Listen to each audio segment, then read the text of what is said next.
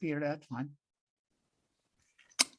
I just want to say that, as I was telling your setup guy, back in the late 1970s, yes, I'm sorry, in the late 1970s, early 80s, when I was getting my very useful Bachelor of Arts in English, I was immersed in the work of,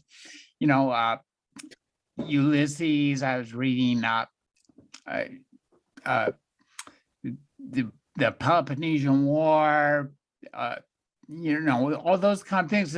And the reason I took that course was because I've been in chemistry and I found it boring, but I found English really fun and exciting and difficult. And so foolishly, I abandoned my pre-med degree and got the Bachelor of Arts in English. And at the time, I was also reading like Doc Smith. I was reading the whole of Craftian stuff. I was reading Philip K. Dick and Stanislaw Lem, and kind of thinking, well, why aren't these guys being taught with, James Joyce and T.S. Eliot? And now, having read your book, I can see we needed somebody who had read both and understood both to write the synthesis of the two. So thank you so much.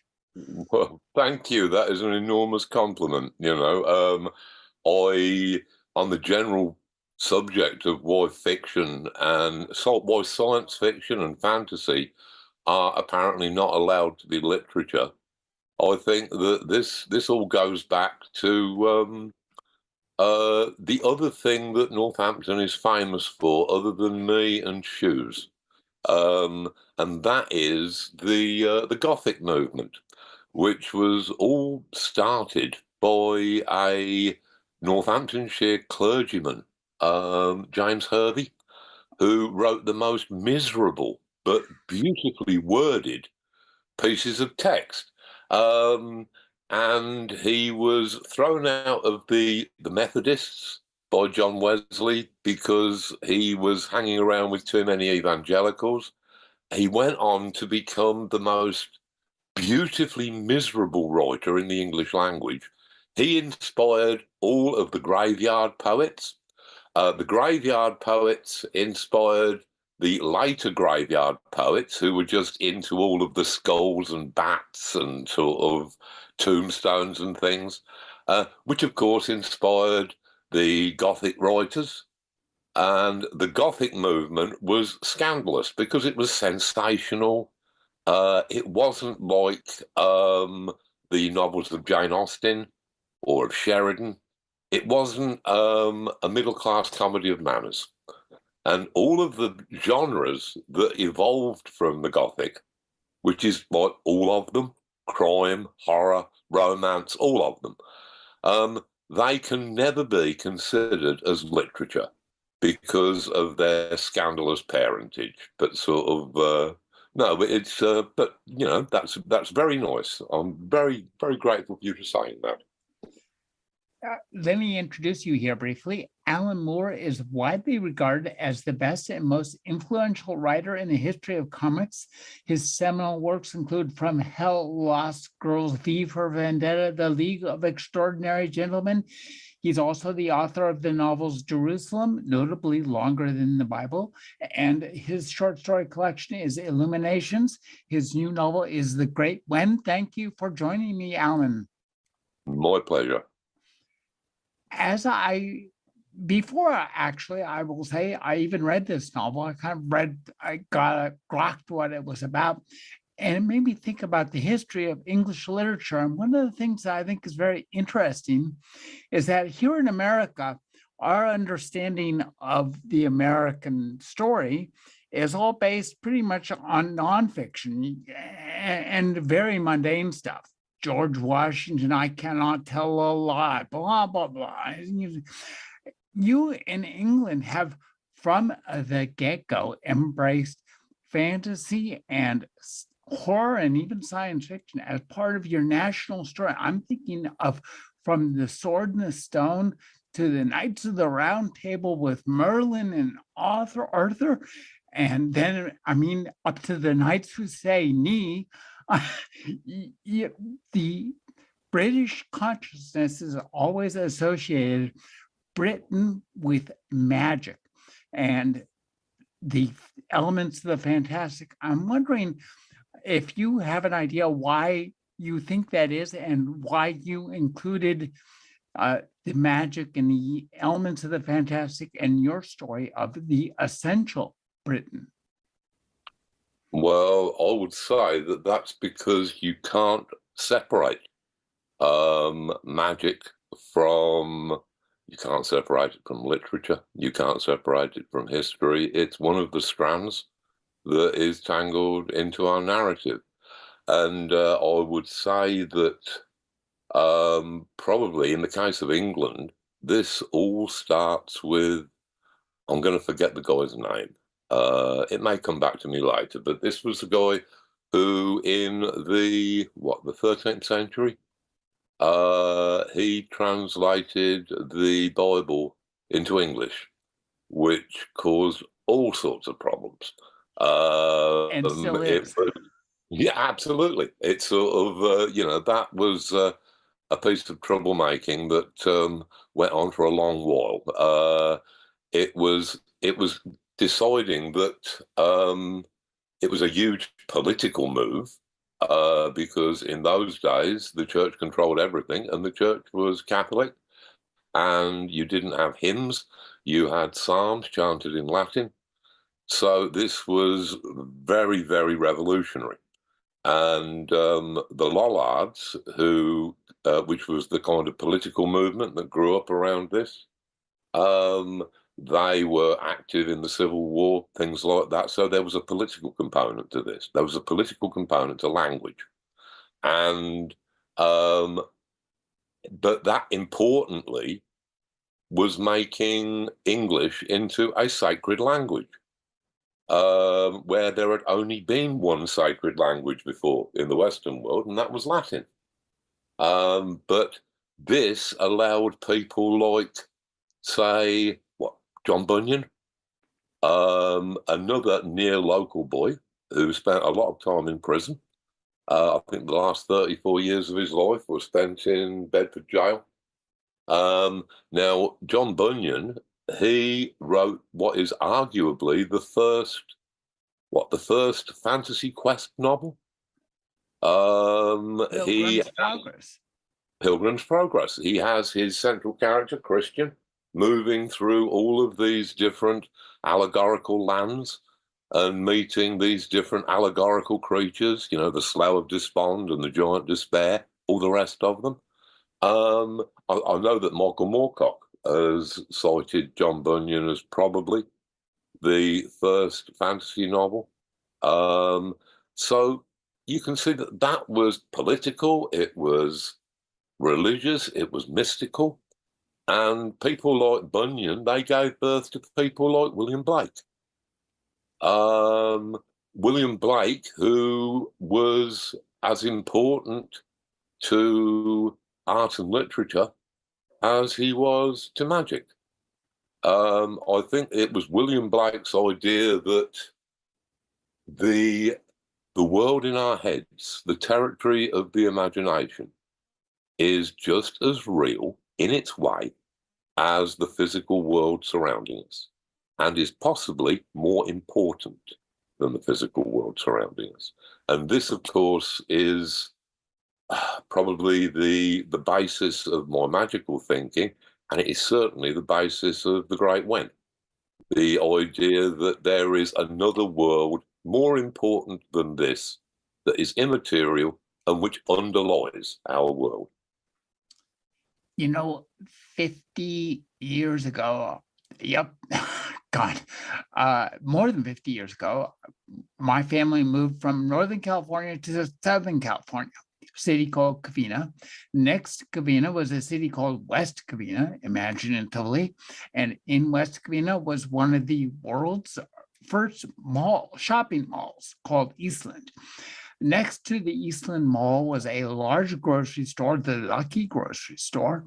And in that store, right when I walked in, I was just thunderstruck by an entire wall of paperback books. And whoever ordered those books at that Lucky's Ball, I realized had a profound impact on who I became, because they ordered a lot of a line called at the time the Ballantine Adult Fantasy Series. Oh, yeah, yes. And Linked so up.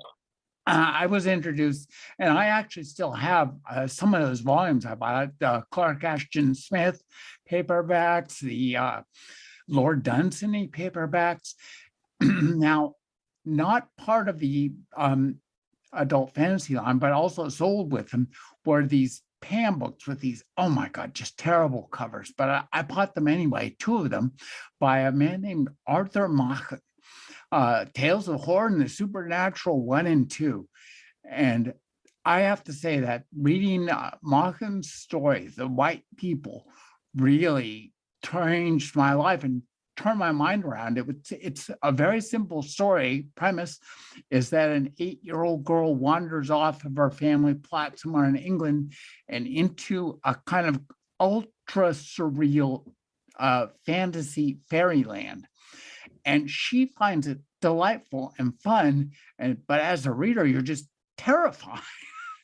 And I thought that this is one of the most profound things I have read, and I still to this day love it. I think it's an incredible piece of writing. Talk about the influence of Arthur Machen on your thinking and certainly on this book, because he's in a sense, a central character.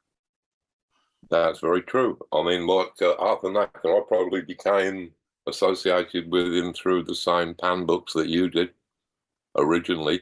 I had first heard his name in H.P. Lovecraft's essay, Supernatural Horror in Literature.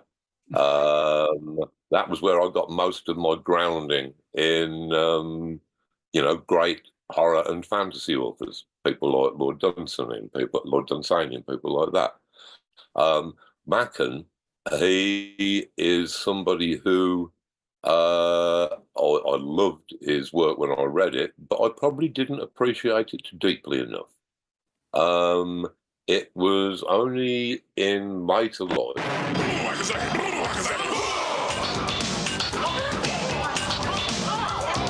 Now you might pray to God, y'all, but I like Lucifer best of all.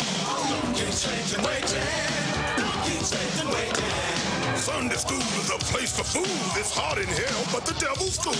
Don't keep Satan waiting. Don't keep Satan waiting. So don't just sit there, join the club. Sell your soul to Beelzebub.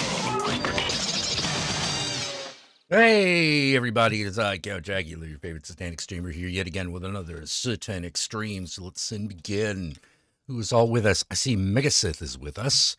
Good to see you. Liam, Sunwizard, looks like he had to dip out early. But Chrome Bison is with us, so that's good. Oh, man. What a day. Yeah, we started with Alan Moore. As most of you know, I'm a big fan of Alan Moore, and I'm also a big fan of weird comics. Hey, Zevon Price. Comics like the Department of Truth, which is about a conspiracy that handles the truth because the truth is slippy. And I got this other one that I haven't read yet called Barstow. I don't know what it is, but I like the cover of this person's guts hanging out.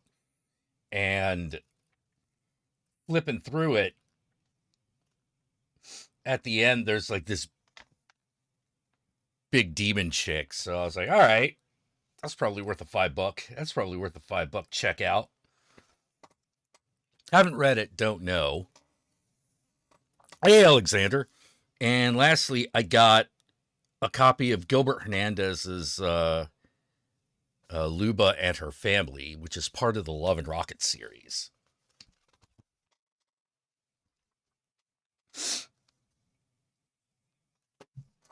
Which I really like. It's basically, it's that sort of like imaginative, I'd say kind of slice of life. Um, but usually told through a very imaginative lens. And one of the things I like about Gilbert Hernandez is um, a lot, not all, but like a couple of his heroines, like Luba, are really chesty. Like he has a way of drawing like really chesty women. And the thing about it is it's still like it's not a porn story. I mean, there's nudity, you know, but it's not pornographic. It's she has sex, you know, but it's really all about like her and her family's like emotional lives. And sometimes they're bad taste in men. Um which is kind of interesting, you know. I actually found that to be pretty interesting because um Gilbert Hernandez, well, first of all, him being Hispanic really adds something to the story because it's a look into a world that you don't tend to be a part of, you know, like how American Hispanic the families and communities operate and do things on a daily basis. So, you know, it's really good for that sort of peek in to what it feels like to be part of that. Um, you know, and it goes into a lot of the good and a lot of the ugly. You know, the good, the bad, and the ugly, so to speak. But it's not but it's not exploitative. And by exploitative, I mean like an exploitation picture. You know,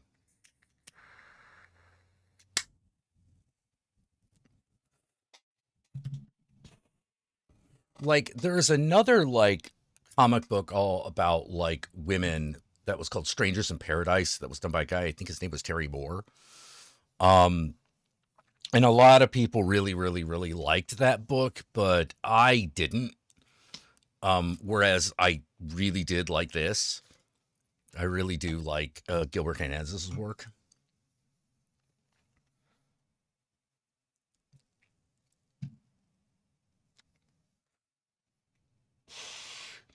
And I think part of it is because at no point does Gilbert Hernandez's work feel like a very special episode.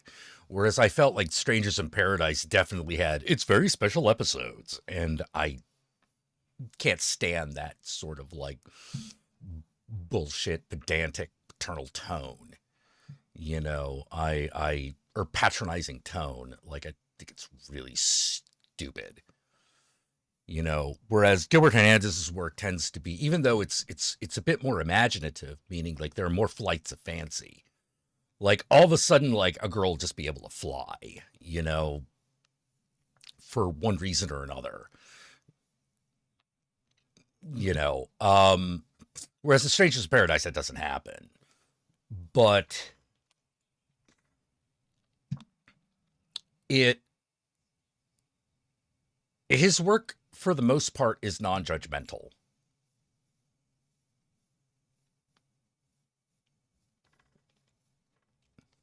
You know, the characters are just characters. And you're not, and there's no particular like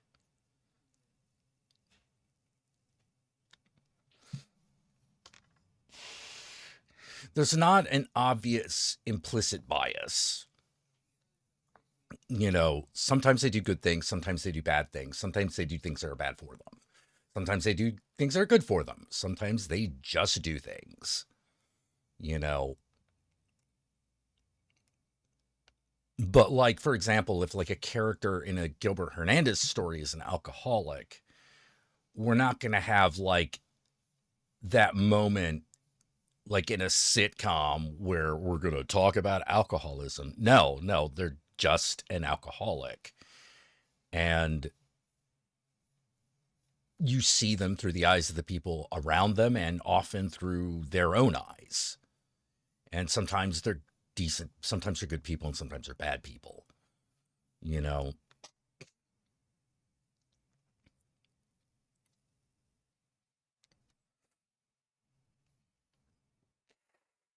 kidney stones suck. Yeah, they do. Yeah, they do. How you doing, Joe Care? Alexander?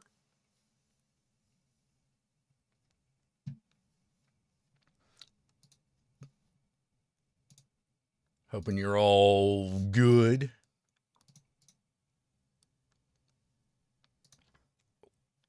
Yeah,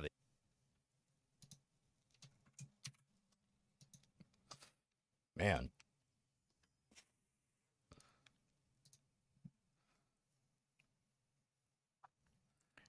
Yeah, so I'm assuming, Joe Care, that you have kidney stones. Hey, Flashman, what's up?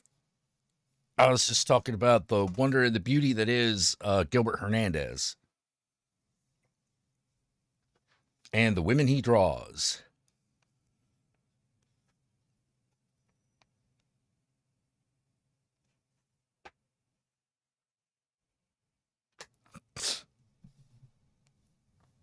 Oh, you got a kidney stone and it hasn't passed yet. Oh, fun. Fun, fun, fun. You're going to pee rocks.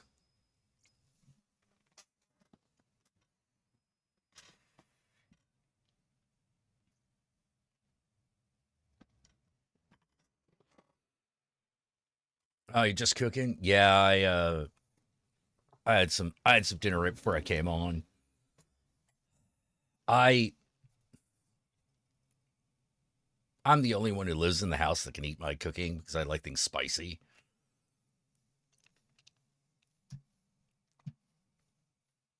So I'm always trying to like find the perfect medium, you know, where it's flavorful enough for me, but not so hot that like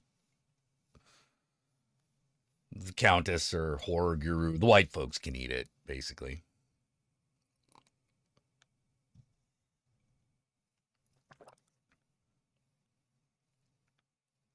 Oh my God, enough people got kidney stones in the chat that you guys are exchanging kidney stone advice. Ooh, geez. Hey, Jack, Daniel says, hey, Jack, I just watched Crazy House today. Yeah, wild. I don't want to spoil anything. Yeah.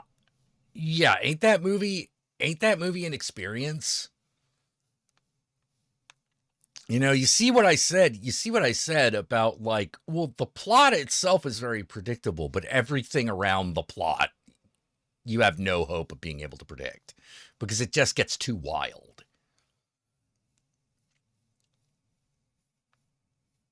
You know, because there's a lot of, okay, where is this going? Where is this detail going?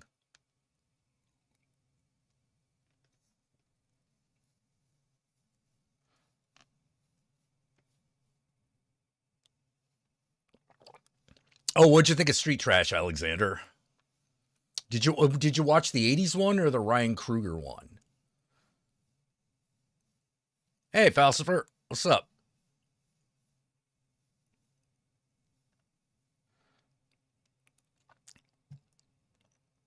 I was just talking about Gilbert Hernandez, one of my favorite comic writers and artists.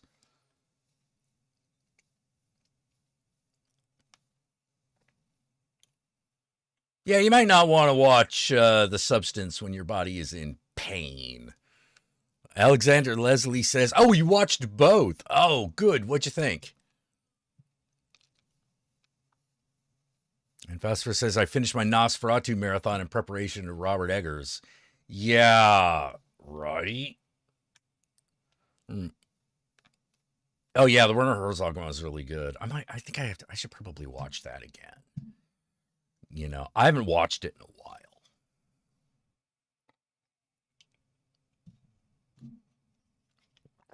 Oh man.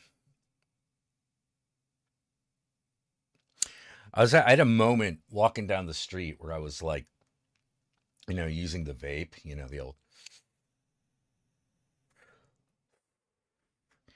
And I was like, how much of a douchebag do I look like sucking on this thing? And then I immediately had the I don't care.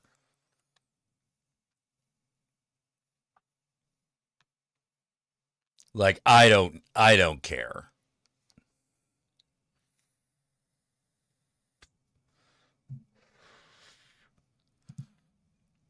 You know, there's just too many. Oh, you rewatched Shadow of the Vampire? The other Willem Dafoe Nosferatu movie where he plays Orlok or Max Schreck.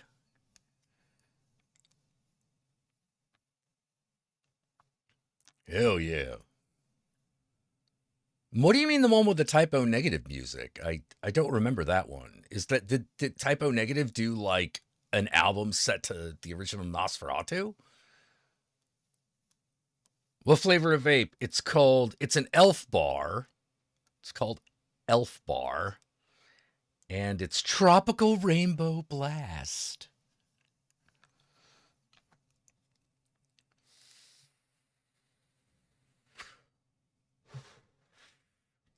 Yeah, I kind of want that Nosferatu sarcophagus, but like, I'm not going to kill myself over it.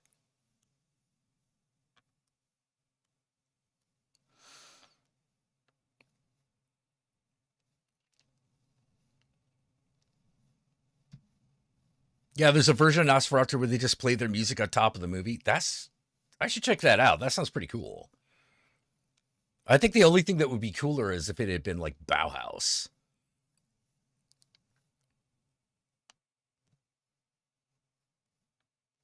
Oh, Typo Negative. You were almost great. They were almost great.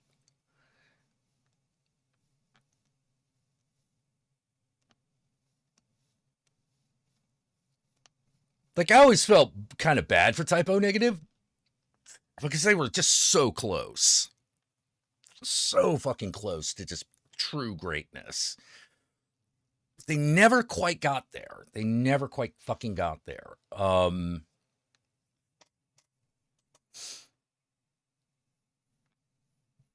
It always felt like when you were listening at Typo Negative, you always felt like you were listening to a really amazing local band.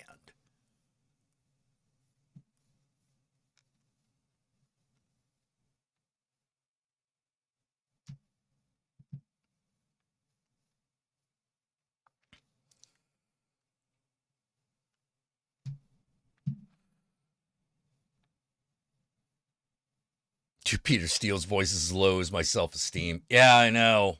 He's a ridiculously good-looking dude, too.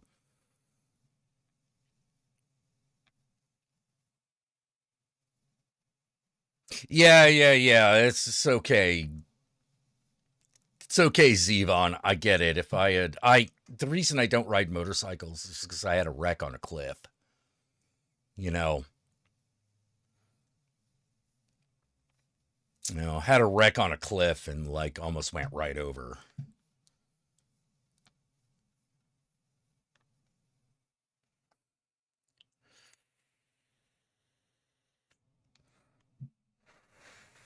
Oh yeah, the moment when Nick Frost goes from his dorky American accent to like his regular accent. He's like, "Where'd you get that accent?" And he's like, "I got no idea." You know.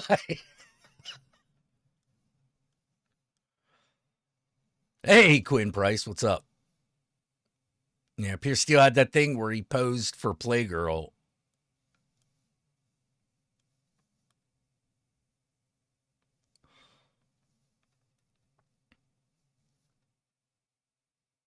Yeah, Peter Steele could have been a little cooler about the Playboy thing, but like, I understand why he felt like he needed to make a statement if he was actually heterosexual. You know, it was like I said, he was ridiculously pretty. He's a big dude too. He's a big, pretty, muscular guy. He was so jealous.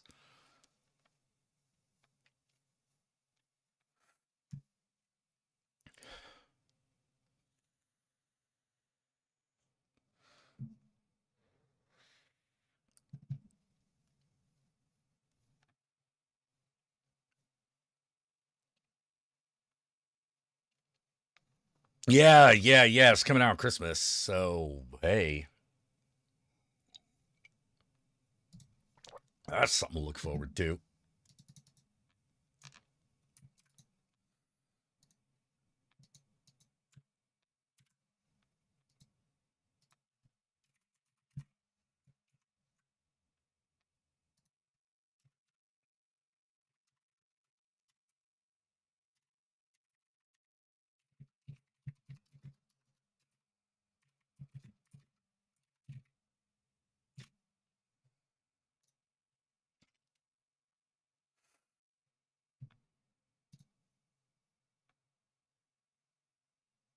Yeah, big man with a deep voice, uncommon combination.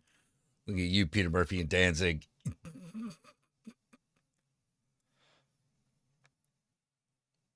Any thoughts on that film Y2K? Don't know. I haven't seen it. Looks like it could be really funny. That's like it's a horror comedy where basically set on like New Year's Eve 1999, where like technology does all go haywire. You have mixed feelings on Peter Murphy ever since he did Twilight? Nah. Not worried about that. I just hate Twilight. There's plenty of good music in those movies. If there was no music in those movies, they'd be unwatchable.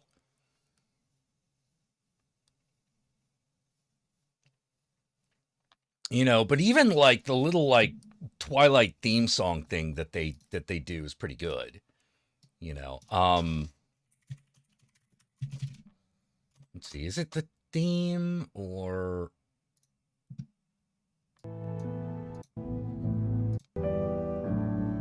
no, not this thing.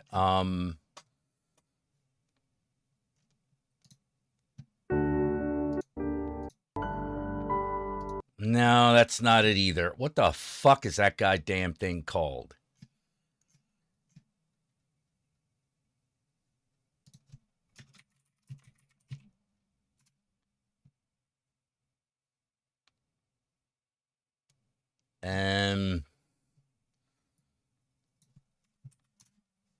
Oh, wait. Yeah. All right. There. Oh, I think I found it.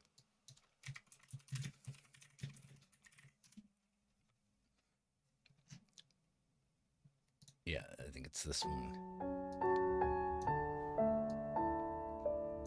Yeah, this is actually a really good, like, a really good piece.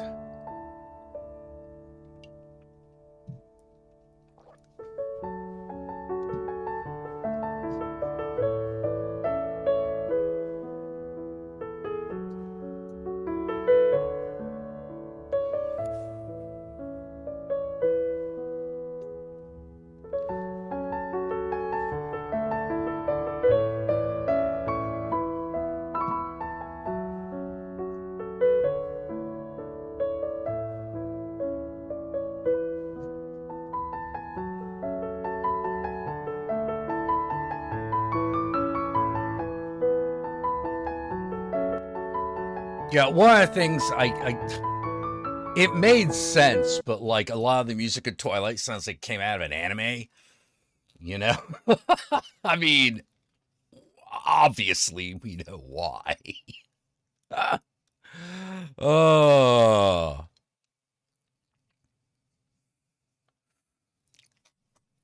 you know, it's got that same kind of like melancholic but fucking melodramatic tone to it. You know, the particularly a lot of like romance animes in like the 80s and 90s had. You know, things like yeah, Kamayurgi Orange Road and things like that. Man, that was I can't believe I watched that. You know, like it's not a bad show. It wasn't a bad show. It was just one of those. It's almost a pure romance anime. Like there are sometimes little weird quirky things that happen, like I got turned to a cat, you know, but like for the most part, it's really just about these three people's relationship.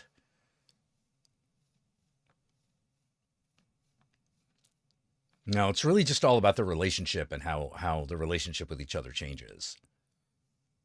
You know, and it's always got that romantic bend to it. Yeah, the plot of Twilight is kind of like is a lot like an anime.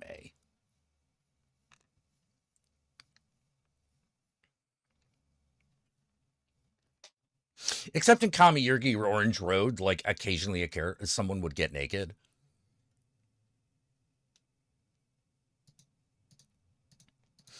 Yeah, Kamayurgi Orange Road, it's not even a harem anime. It's about one guy, two girls.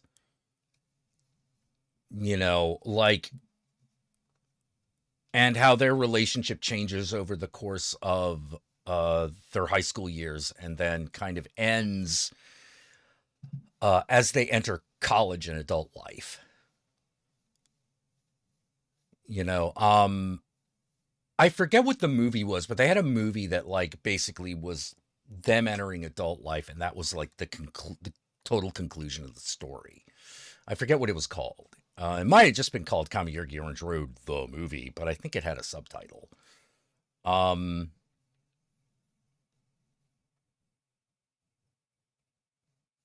yeah, one of the things I remember about it was that it didn't go the way you expected.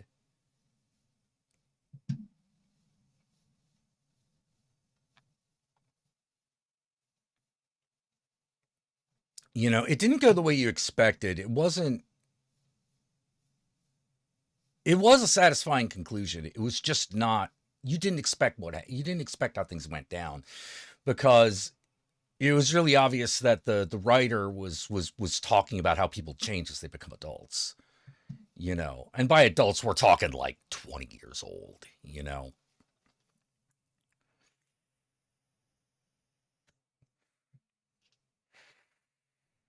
Like two of them go off to college. One of them enters the, you know, actually starts their career as an actress.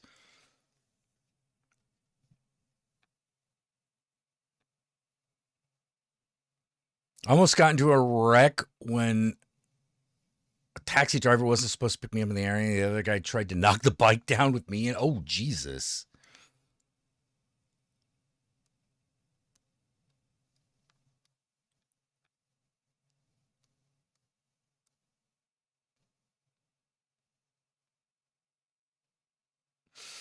Oh Jesus.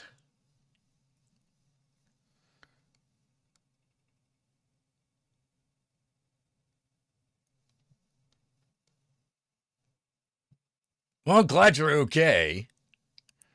Glad you're okay. What was it with the dudes turn to animals to get touched by girls with a fruit bat? I can't remember. I can't remember. Like, that sounds like an anime I would have skipped.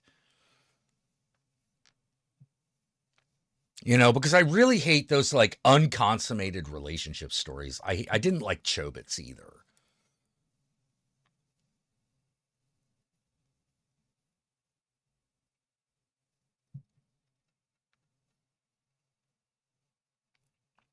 You know, like to me it's a cop out. To me it's weak sauce.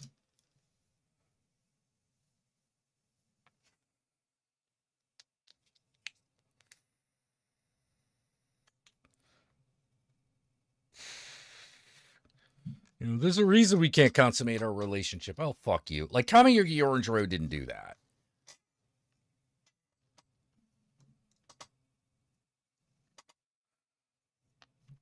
Like, Kamayuki Orange Road was a little bit more of an Archie situation, where you had two girls who were kind of fighting over the same guy, kinda.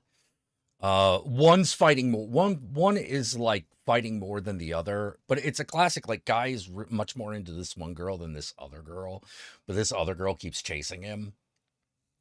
But she's also like best friends with the girl that he's fucking like really into, and that goes on. You know, that goes on for a while, and the movie actually concludes it because they're like, yeah, no, this cannot last. It cannot last. It's not gonna last. At some point, dude's got to make a decision, and he's gotta fucking stand by it. He's got to stick by it. He has to make the choice. He has to commit. And he does. He does. It does happen, but in an unexpected way. I'm looking forward to Lazarus. I haven't even heard of it. I'm just hearing about it now.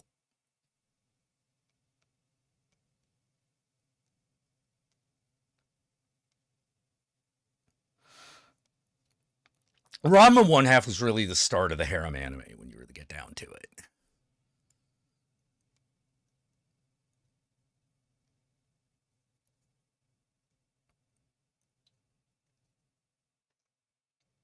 You know, Ranma's problems would have fucking. Ranma's real romantic problems isn't the fact that he turns into a girl, it's the fact he's a racist piece of shit.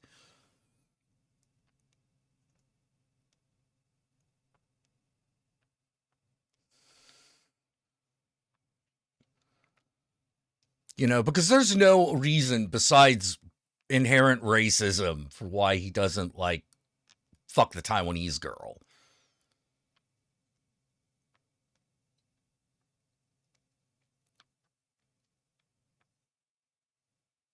Well, I don't know about Yuritsu Yatsura because, like, that's more like a guy chasing multiple women. If I'm thinking of the right one. We're talking about the Lum stories, right?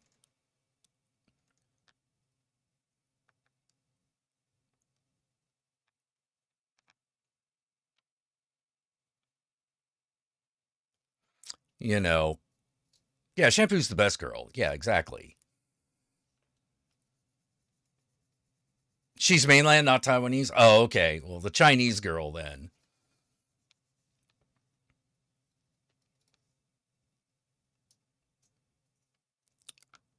You know, purple-haired Chinese, big-titty, purple-haired Chinese girl constantly trying to fuck him. I mean, like, Jesus Christ, dude. This is a question.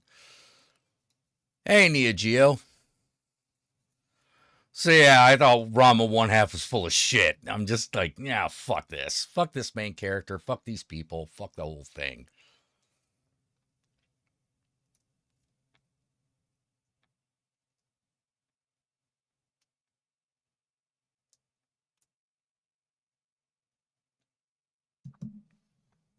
You know, let's see.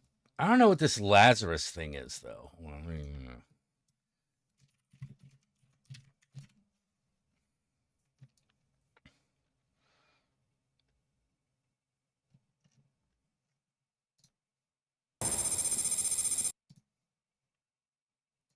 okay, I can see that it looks like Cowboy Bebop. Not sure if that's a good or bad thing.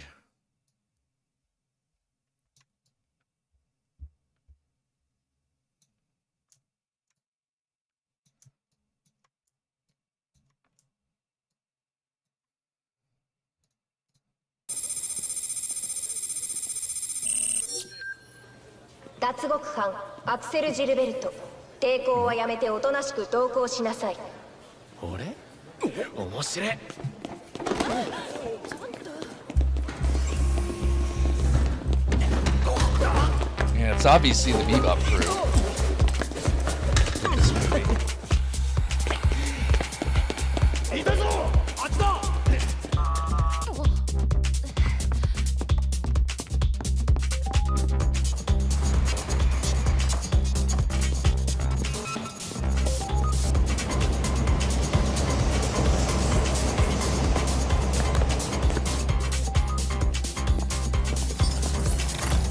Okay, the music is a little more Daft Punky. That's good.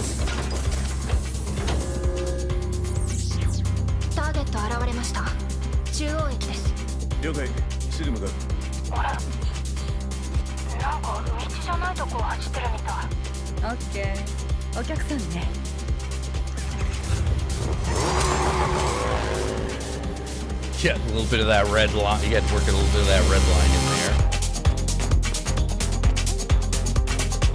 Yeah, this reminds me a lot of like Revolution 909 song.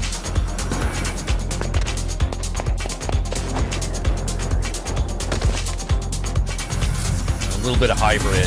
Hybrid, that's probably what I was thinking of.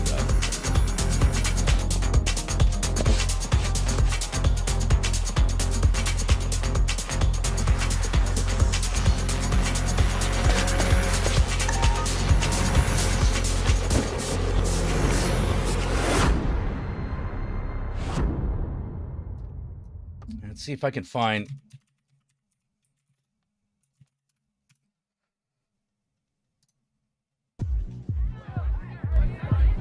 Yeah, this is the video for Daft Punk's Revolution 909.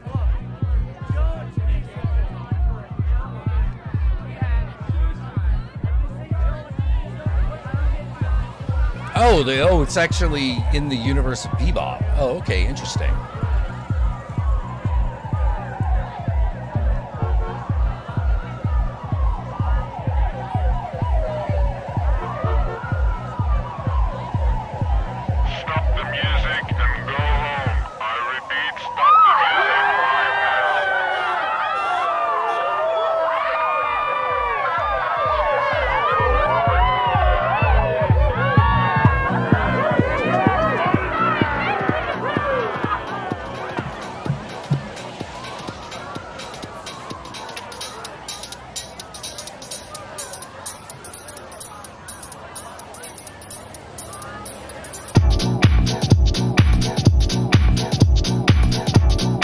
is a Michelle Gondry video, so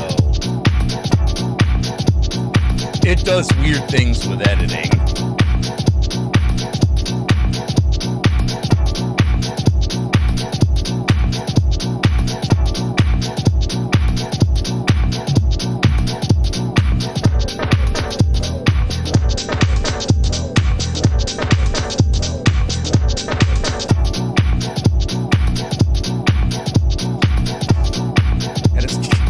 Got tomato sauce recipe in it.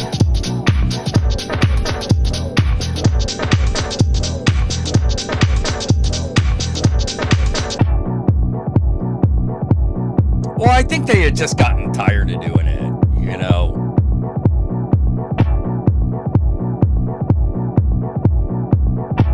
I mean, I think those guys were pretty old, actually.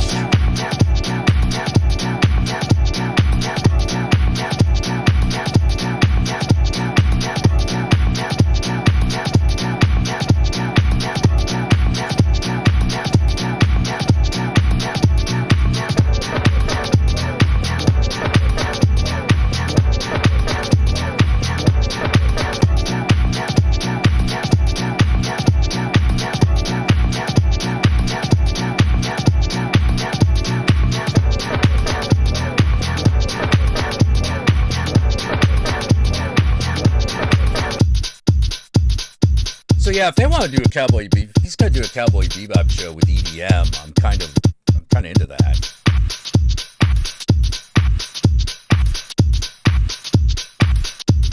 I think that guy always does best when the show has a very distinctive, it can be defined by its soundtrack, you know.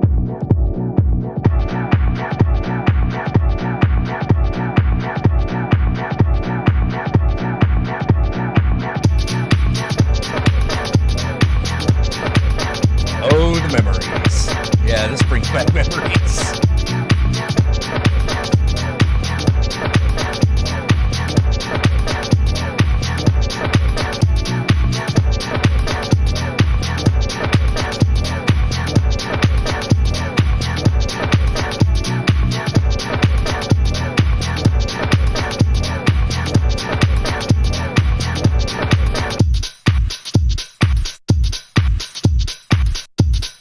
Yeah, Samurai Champloo with its hip-hop fucking soundtrack. Yeah, exactly.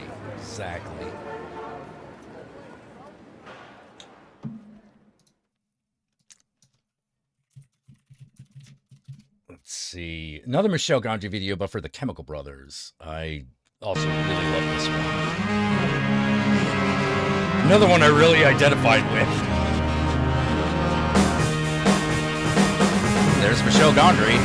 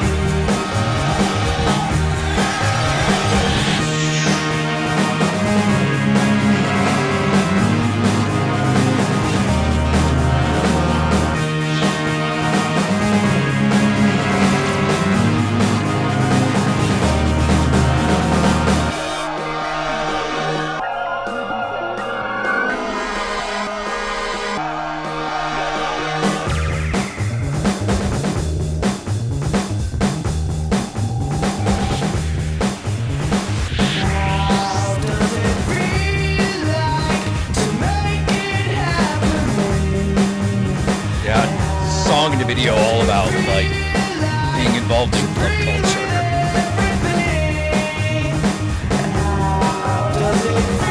Rave culture, more specifically.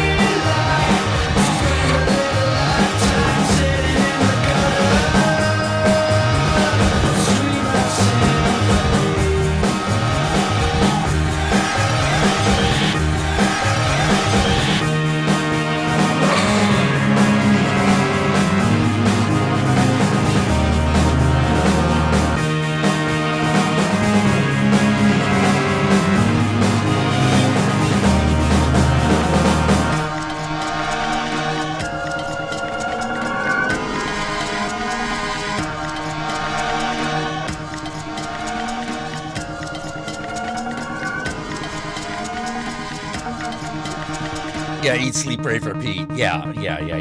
Absolutely. You know, those moments where, like, you've been doing it so regularly and so often, you wake up and you don't know where the fuck you are for about a minute. You know? You're like, oh shit, am I at a party? Am I at work? Where am I? Am I on a train? What's happening? Oh, man.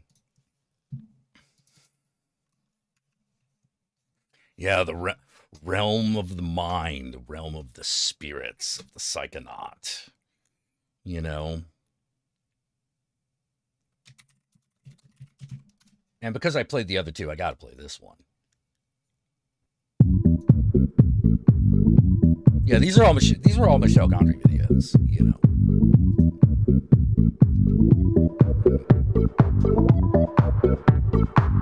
I know, it takes you back, doesn't it?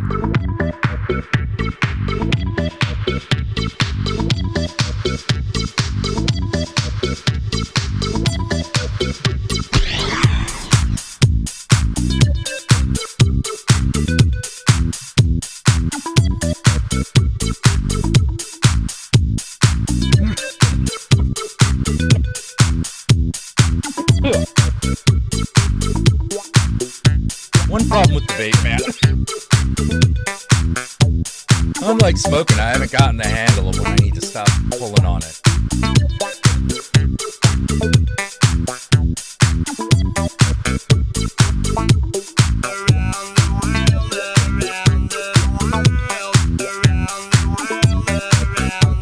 Yeah, he directed it. Yeah, Michelle Gondry did. Was the director of Little Sunshine.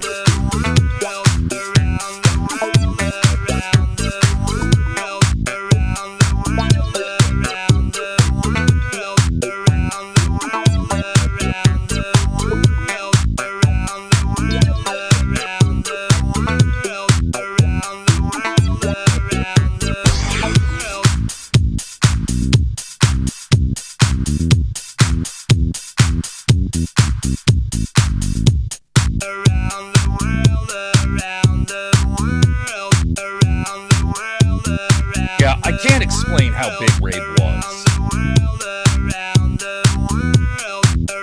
If I told you, you wouldn't believe me.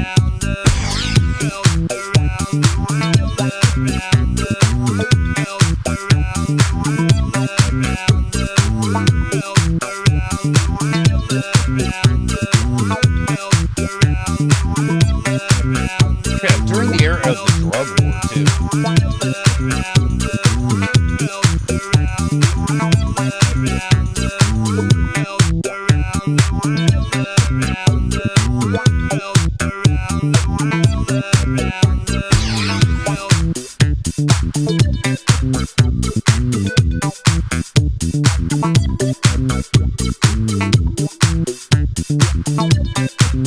This is the same dance troupe that appeared in Clerks 2, by the way.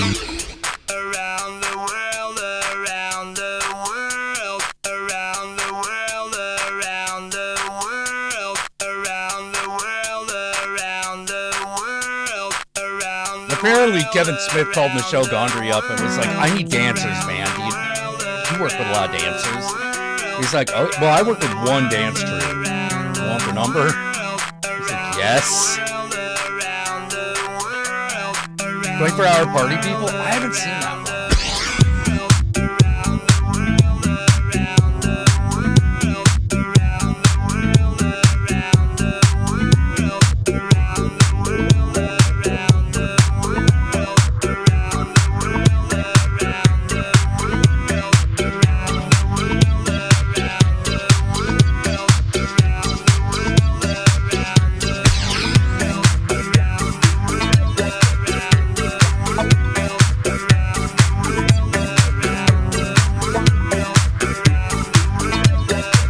I haven't seen that one, but I got my favorite rape, the greatest rape movie ever made, in my opinion, is Groove.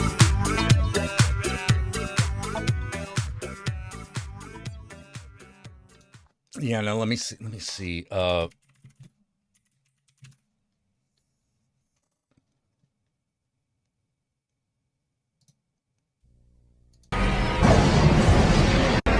So let me know what.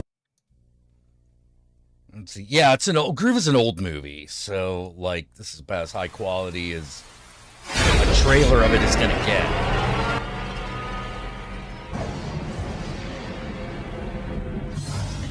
Are we looking outside? We got a shady hotel across the street and a little bar on the corner. Looks like we're a go. Wait a minute, I got one more thing. It also helps that this thing is set in the Bay Area. Remember, no obstacles. Only challenges. Hey guys, this party still let me know what. Voicemail. Digweed just walked in with a fresh crate of vinyl. John They'll Digweed! be emailing about this one for years. Come on, it's your first time. You gotta get into it a little bit. Forget it. I'm not parking here. Relax. It's just a map point. Oh, the map point. Who would want to go to a party that actually lets you know where it is? I can leave if I don't like it. I don't think that's gonna be a problem. Chaos is about to become order. Watch your step straight ahead. It's on, it's on. I'd like to buy a vowel. E or A. Year A, man. One of each, please. What's going on there? Actually, no. Celebrating the opening of our new office space. 5A, 2E. Have I showed you reception? Feels good, doesn't it? You know, everyone here knows what's going to happen to you, so whatever you need to do. Yeah, in the era of the knob. Okay. I still do that shit. And, like, no one knows what I'm doing anymore. Here, get him to drink this. He's got to get something down. What's going on? If there's one thing you learned tonight, I hope it's this. It ain't Oh, over Groove is till way life better than experience. Hackers. It's way more accurate, too. Way more accurate. It is spot the fuck on. Fine. You can relax. It's just a party.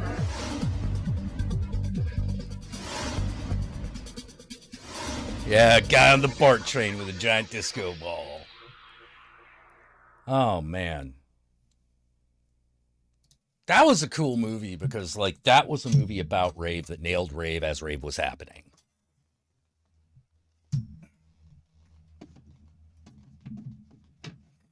Like, when Groove was made, rave was just about to peak.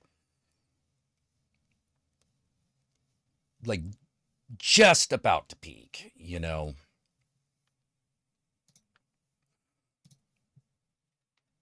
Actually, technically, it came out just when it was about to peak. It was made, like, before that.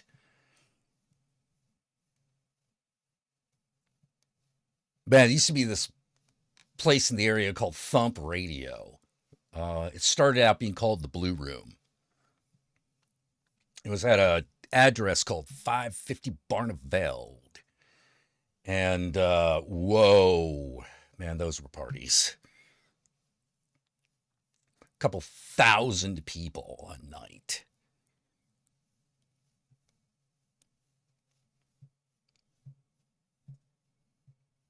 Like, that was a rave. Holy shit.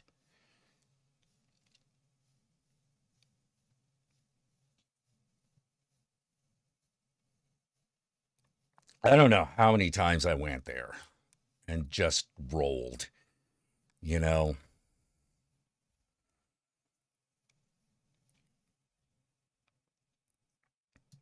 Back when I had the money to do so, right? Jesus.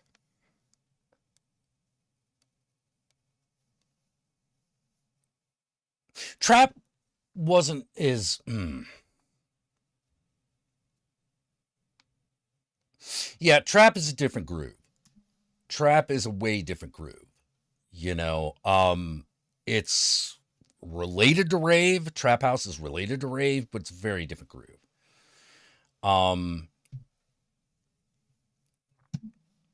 Let's see, what's the scariest movie I've watched?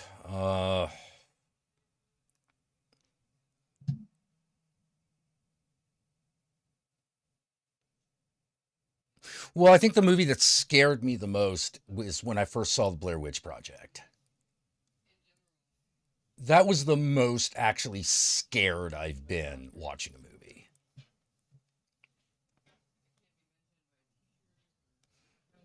Last one says, I was in SoCal. For me, it was the Orion. Oh. Oh, man, where was that? Was that in the greater LA? Well, I mean, everything's the greater LA area when we're talking about SoCal. But I mean, like, was it one of the cities around Los Angeles, like Hawthorne or Riverside or something?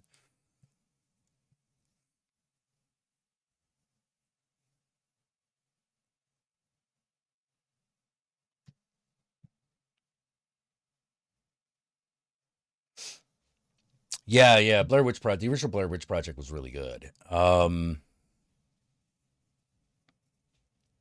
Downtown. Oh, it was downtown LA. Ooh. Oh, it's where the Globe is. Oh, or it was where the Globe is now. Okay, got it. Gotcha. Oh man. Fucking rave in LA. That must have been wild. Have I ever seen Holy Mountain? Fuck yeah, I've seen Holy Mountain. Fuck yeah, I've seen Holy Mountain. You have to achieve, that movie helps you achieve reality.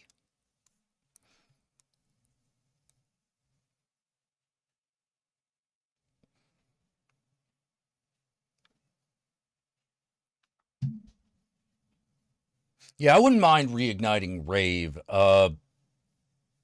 It's hard to explain though, because like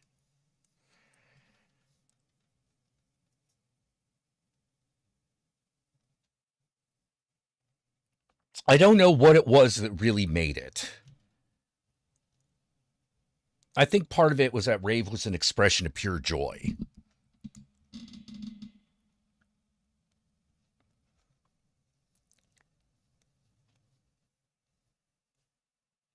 Jack has passed through the holy mountain. I don't know if I've had that moment where you get to the summit. I don't know what to tell anybody after that, because after that, it's like kind of all up to you. Yeah, it was joy and hope. It really was. You know, like in the middle of the Bush years, you know.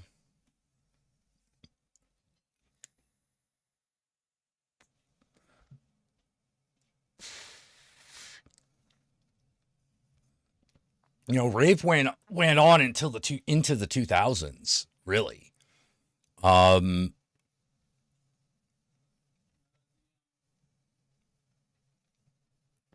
it's just something about that time and place, man. You know, people wanted to feel joy, hope, and love.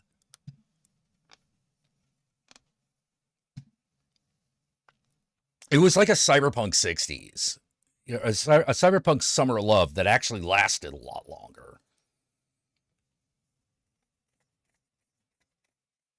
Oh God, Raver Day, fucking Disney. You get in a lot of trouble. Oh, actually, Holy Mountain's still my favorite Jodorowsky film. It's still my favorite. This rave thing, rave has fizzled out. It fizzled out. Like It it's still around, but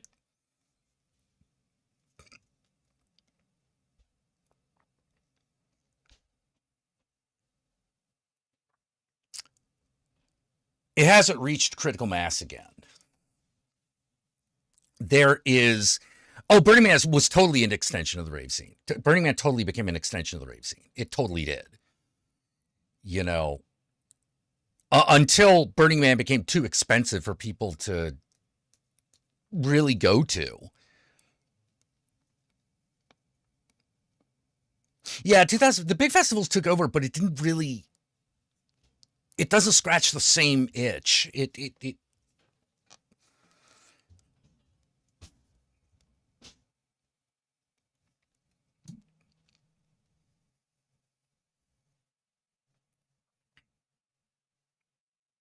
you know, I can't really explain the whole, like, thousands of people who are all on ecstasy, you know? Yeah, the Rave Act fucked up the Bay Area scene too. Yeah, that was really what, like, did it. Was the Rave Act.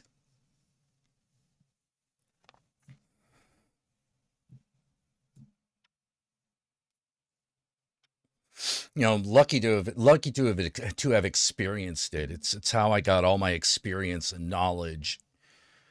It's why I got all my experience and knowledge of psychedelics that I have. Because there was a lot of rave education that went on.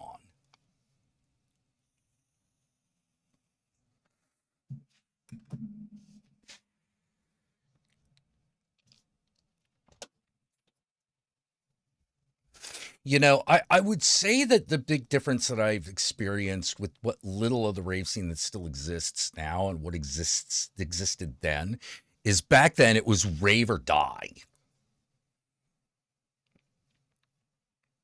You know, it wasn't literally that intense, but that attitude existed.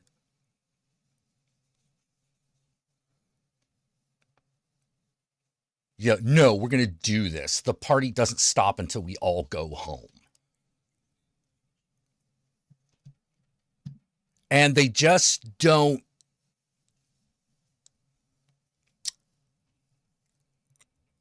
The events themselves don't go as hard anymore.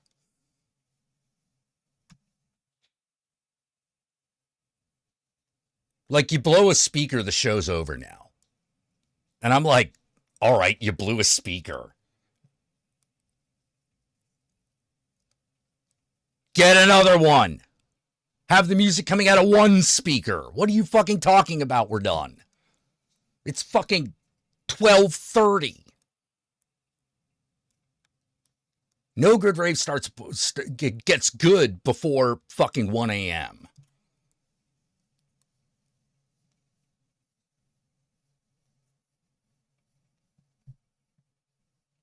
A good rave goes until dawn. So after a night of dancing, you walk out and there's the sun.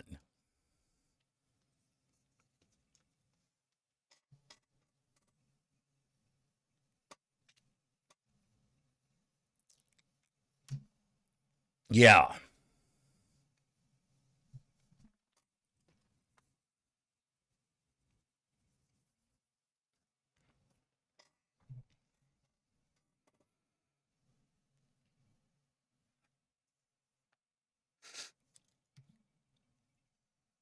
Yeah, from dusk till dawn, baby.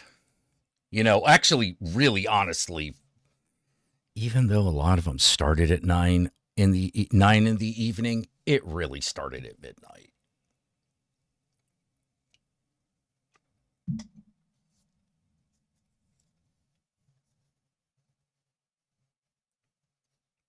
Like, Groove is a great Groove. The movie Groove is great for explaining what the core really was. Rave or die. You know, this party is going to get thrown. Like that guy said in the trailer, no obstacles, only, you know, only problems that need solutions. Blow out a speaker, get another one. Is there still one speaker working? Then you play out of that.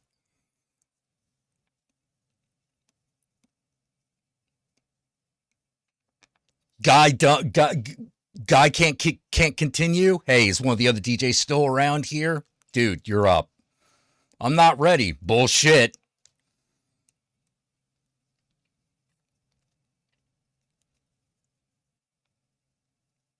Bullshit. Get up there and make a fool of yourself. I don't care. Just keep that music going.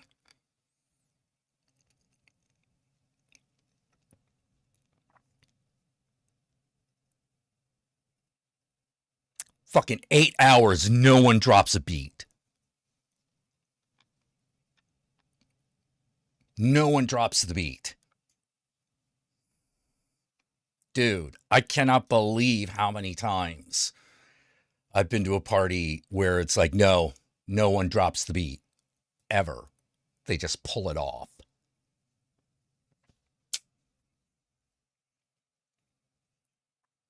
I don't know if you can find DJs like that anymore.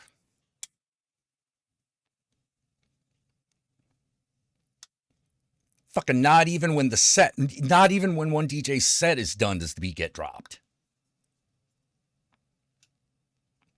Next guy's just gotta figure it out.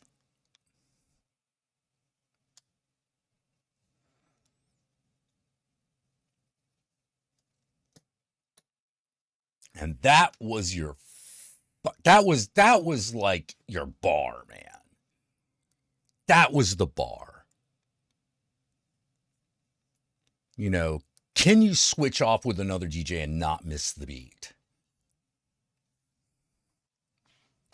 And we're talking, some of these songs are going at like 144 BPM.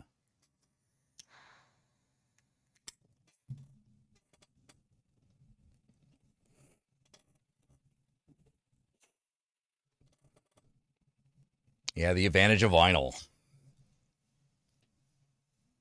Yup.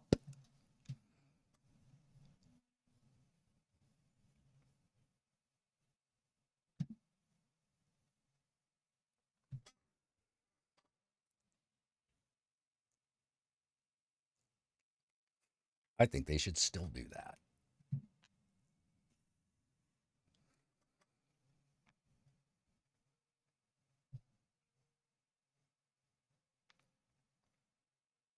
Yeah, I don't like the fact that these days, like when the DJ set changes, the DJ changes, like the set stops for like even a second.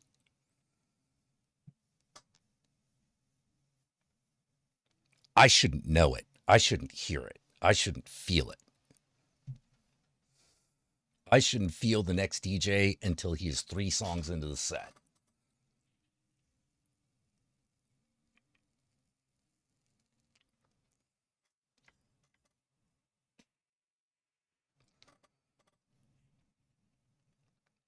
Yeah, vinyl is more popular than ever now, you know? And those old vinyl techno records, EDM records, I mean, they're still good. They still work, you know? Ain't like those audio cassettes, you know?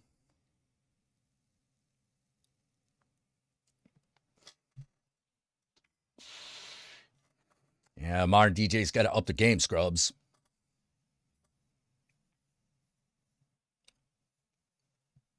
Figure it out. Figure it out. You got to figure out how to do that. Oh, thank you. Salud.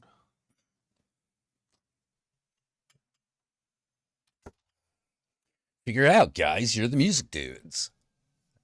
They're counting on you.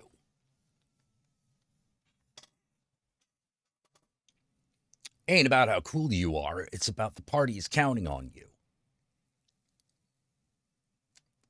Just don't fuck up.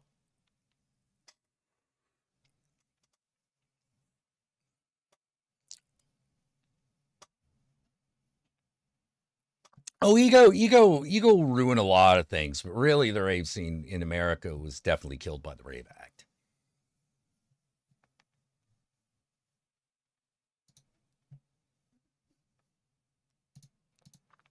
You know, because that's when you could feel it evaporate.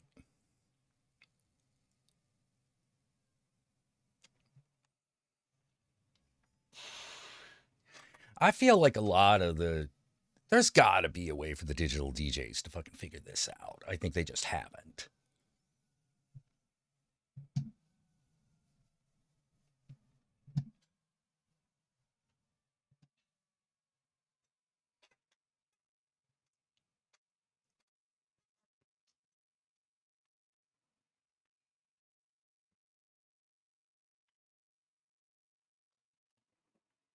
You know, being a DJ back in the day, that wasn't just like putting together a mixtape and shit.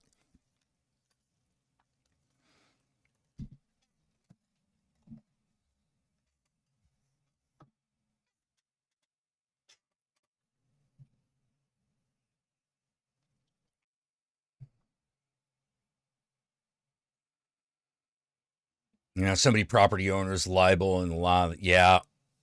Yeah. Yep. That's right.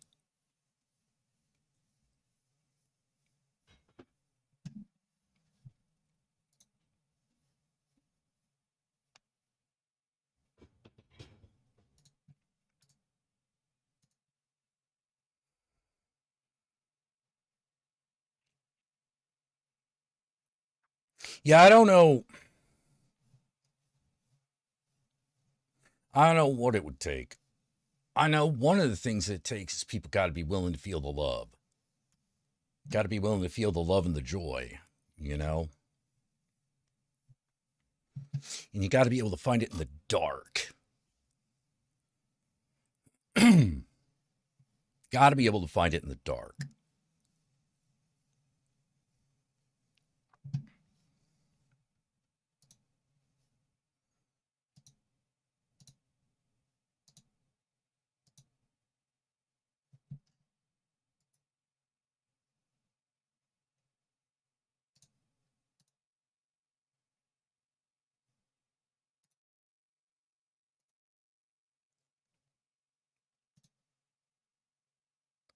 Fleur needs a resurrection. Mm.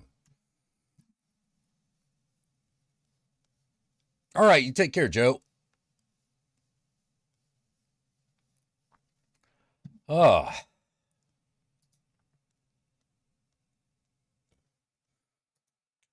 Let's see. What else we got?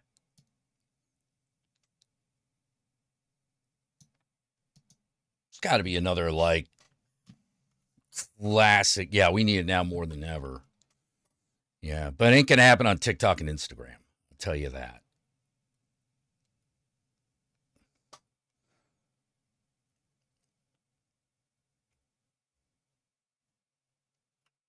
Remember hyperreal.org?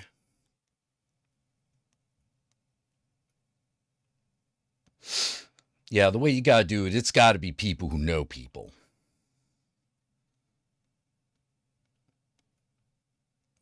Let me see. There's got to be another, like,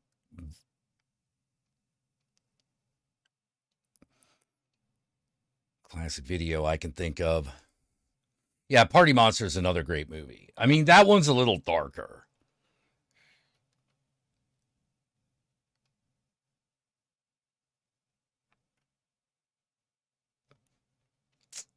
Let's see.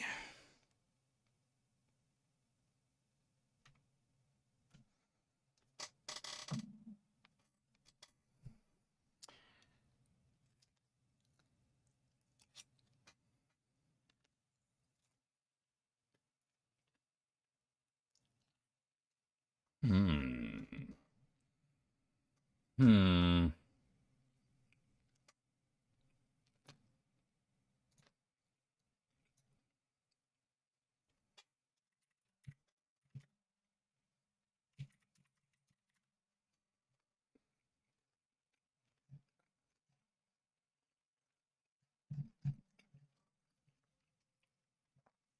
I don't think they ever did a video of this one, but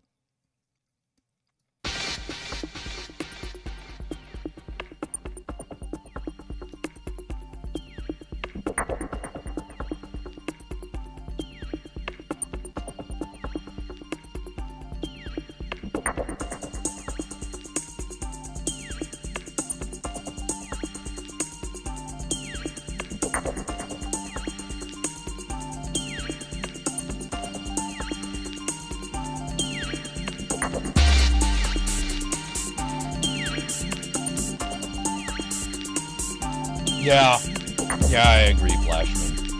That's why you're not going to find it on Instagram and TikTok. That's where people chasing clout live.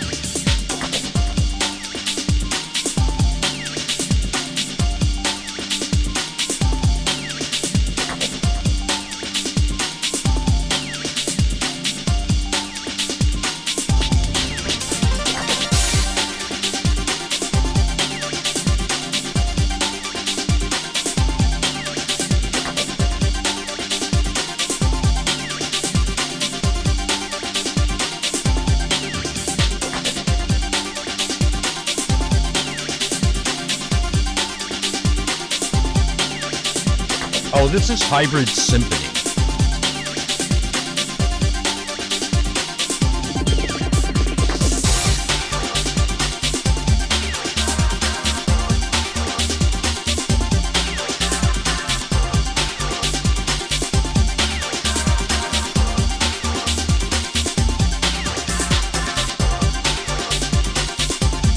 Yeah, the band is called Hybrid. The song is called Symphony.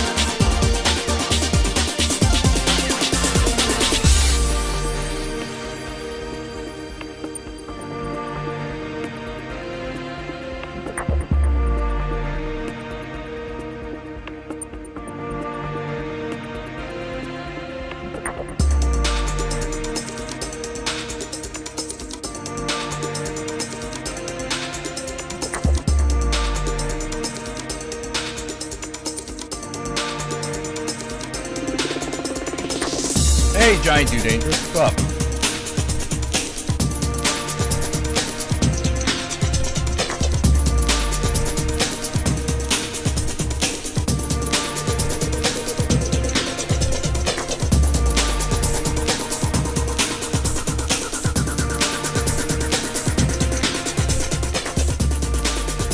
I know one of the problems that I have being involved in like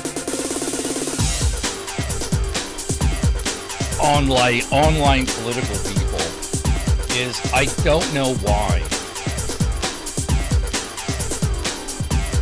but there's this inverse relationship to how seriously you take politics and your ability to find the groove.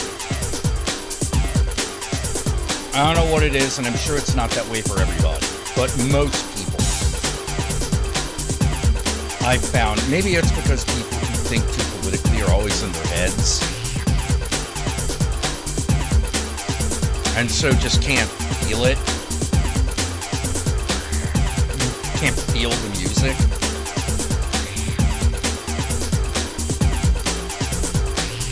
You know, it's like that line from L.A. Story.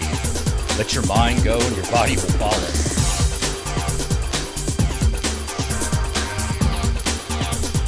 Joy is not in your head. It's the wrong organ. Joy is in the body.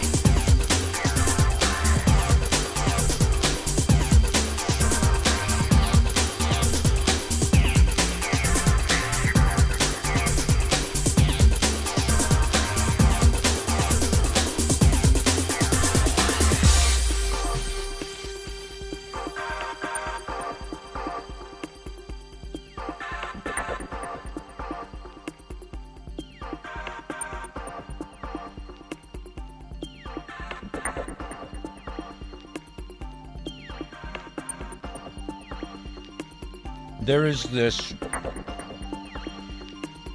connection that you have to find between the heart and the body. And once you find that, your mind will fall in line. Yeah, don't think, feel. Feel with your body, feel with your heart. And then your brain just kind of, your mind will fall in line.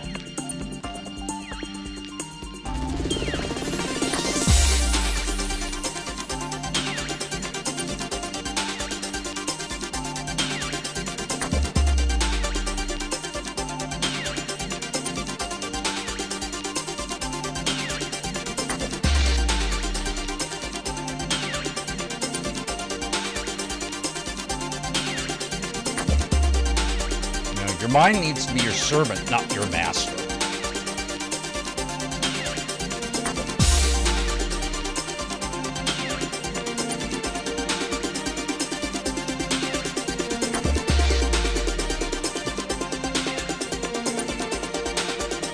And with too many people, they try to make the mind the master. No.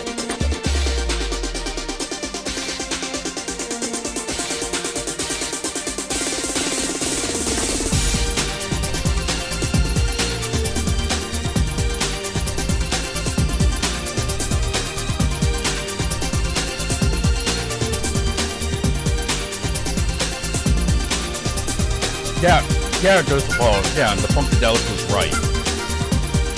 Free your mind, your ass will follow.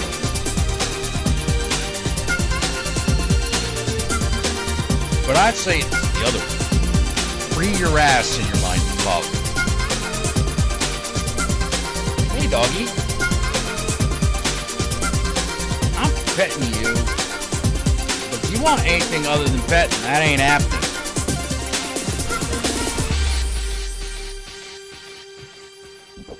If you want up my lap, you're gonna have to try a jump.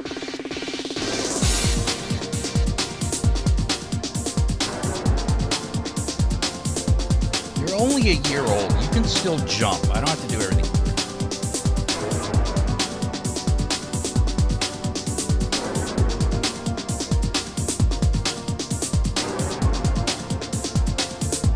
Yeah, we got doggy right down there. He just wants a little attention. So, Count Jackula, you're saying free ass for everybody. Yeah, matter of fact, I am.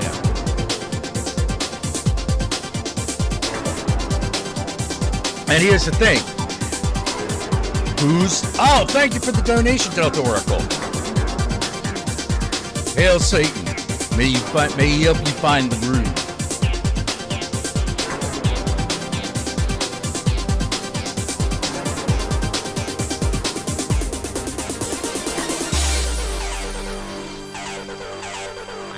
Yeah, I think the reality is, if we're talking about the current world, we can't think our way out of it. We gotta feel our way out of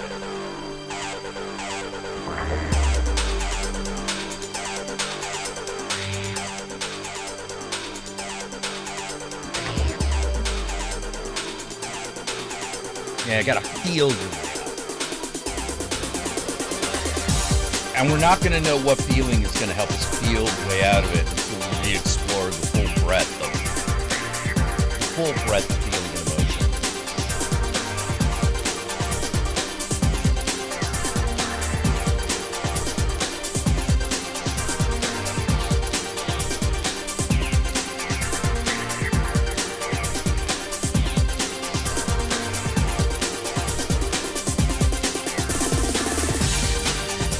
That's why I say you have to find the joy in the dark. Because joy is a monster.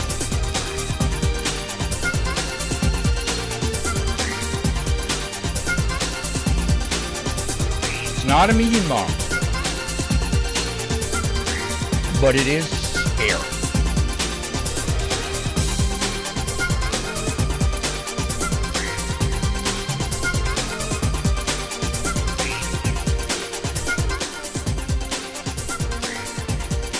Yeah, if empathy is wearing you out, it's probably because you're giving it to unworthy people. Because that's not the way it's supposed to work.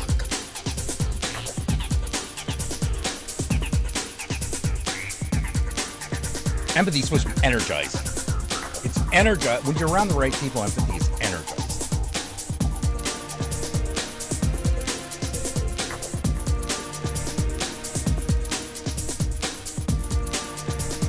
You have to be able to let yourself feel it.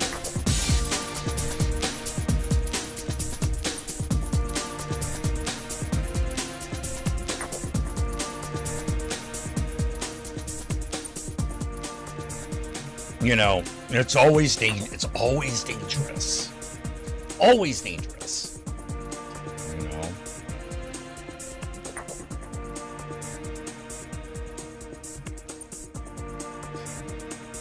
Always a risk.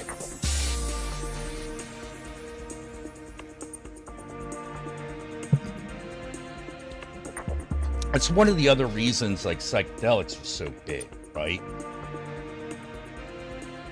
So you have to get over that fear. Getting over the fear.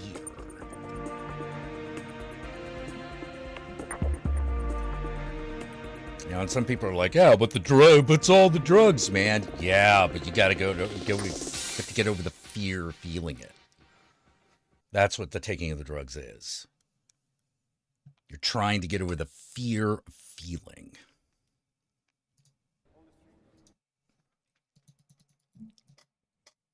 Yeah, that was Hybrid's Symphony. Let's see,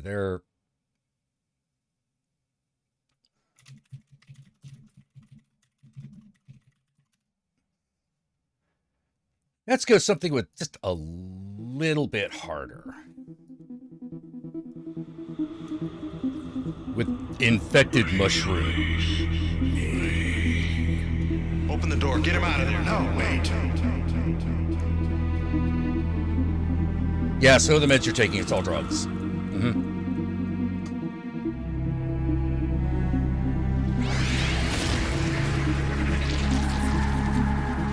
Release me.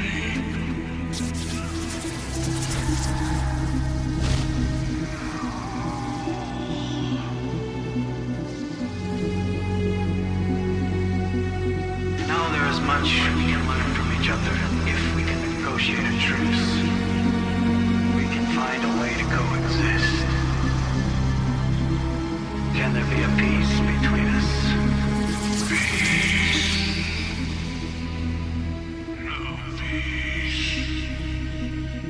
And I know a lot of people are going to say, like, you know, like, well, how are we going to find joy now? And I'm like, look, man. What is it you want us to do?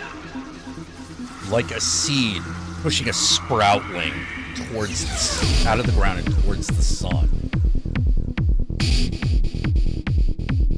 Joy. There's never a good time for it. Never a good time for anything. It's always a bad time for those kinds of things. Always.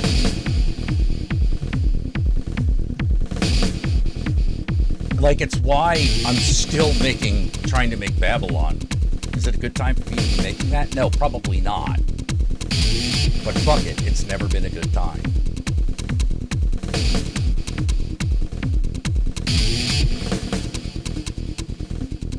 Favorite infected mushroom track? Ooh.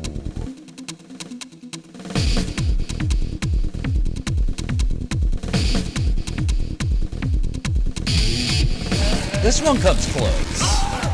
I don't know if it's my absolute favorite.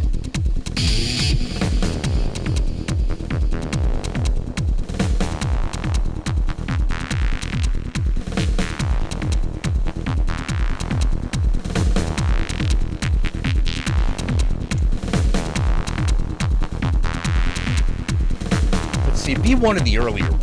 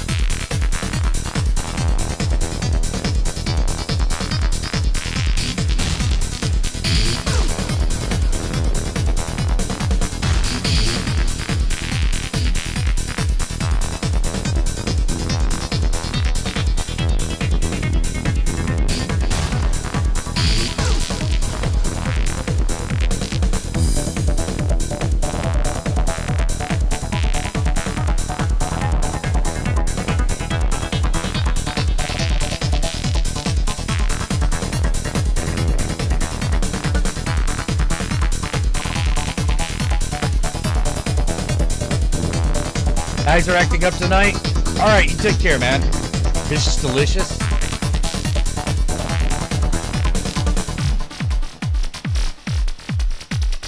I can think of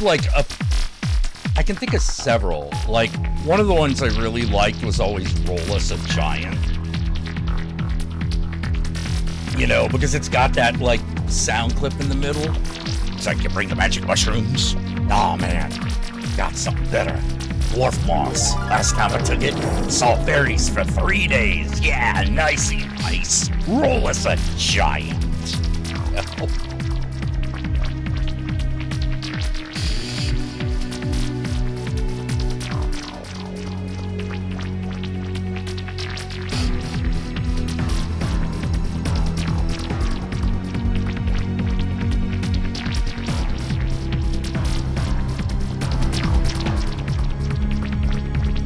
Oh, man.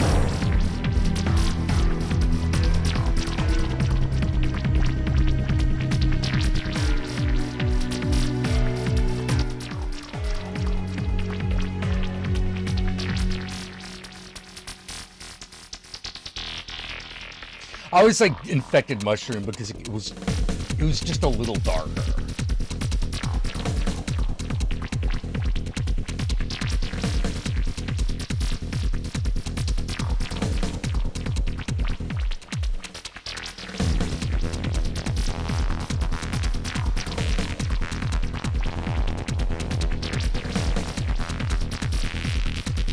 Like you were inviting something just a little bit sinister inside. You know?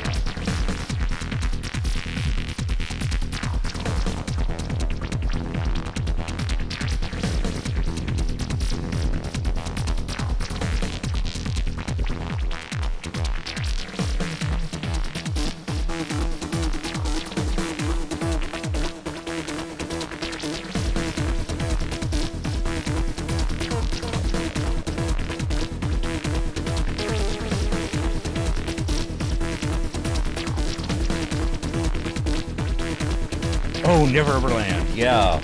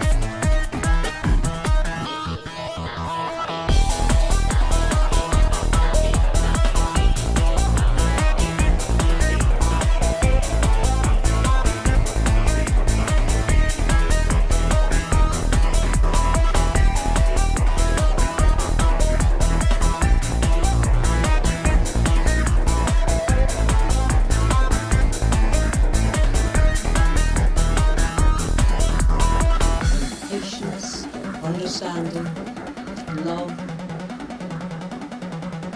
patience, understanding, love, patience, understanding, love. Most of all, you need love.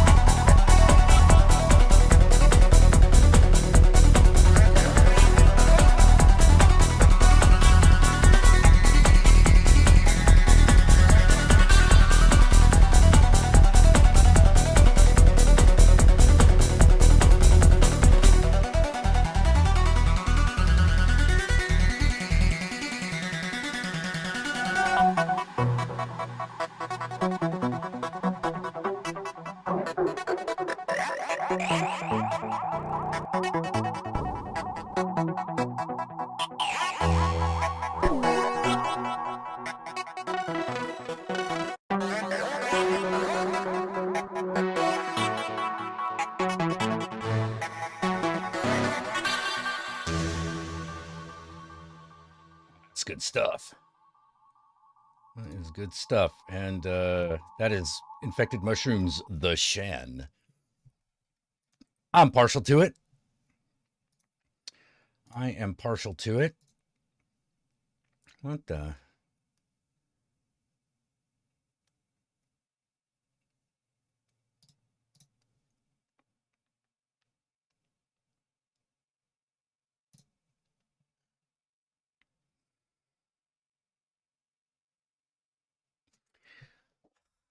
Ha!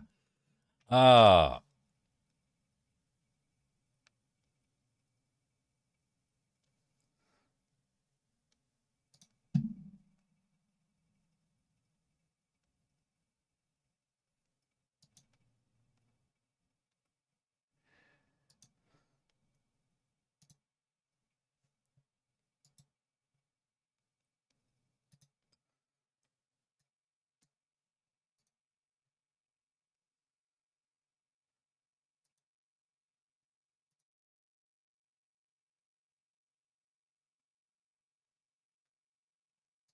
What?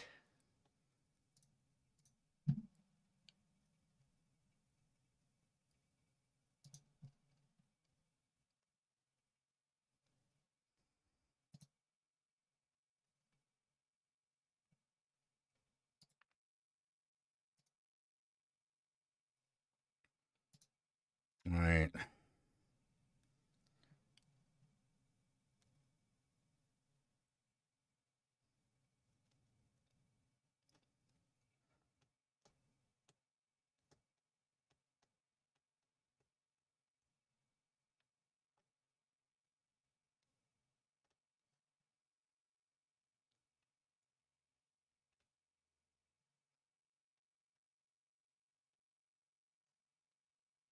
Prepare form.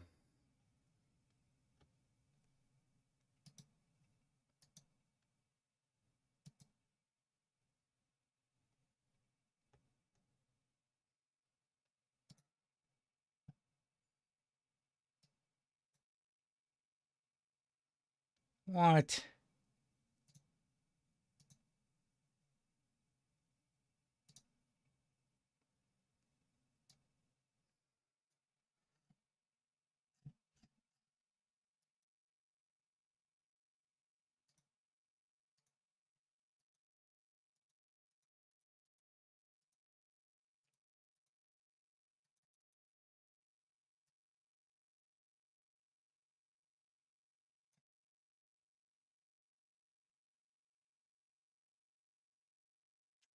Oh, man.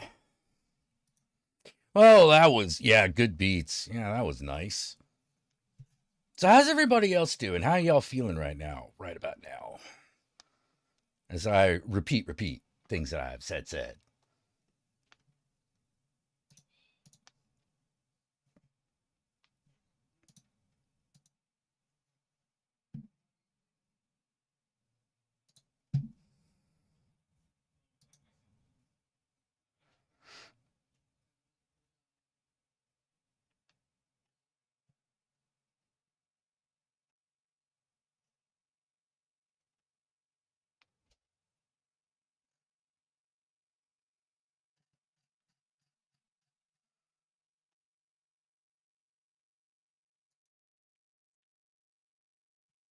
Let's see.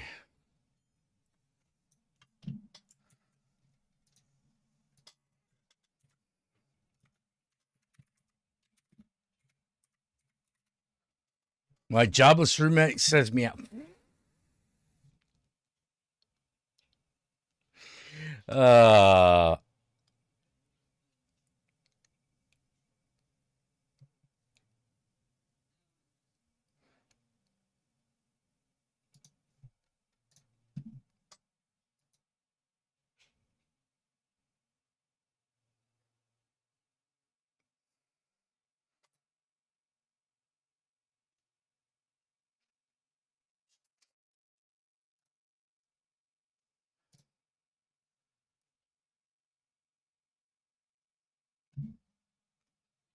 let's see, review contents.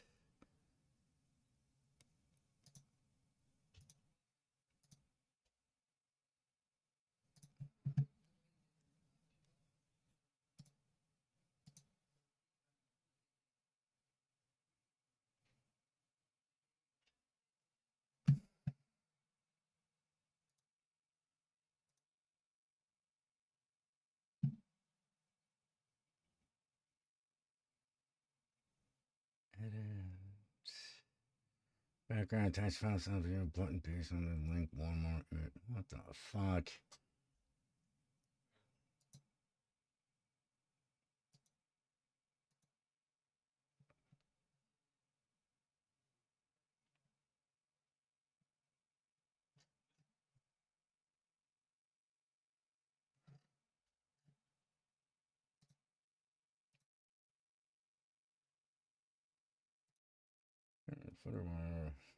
Huh.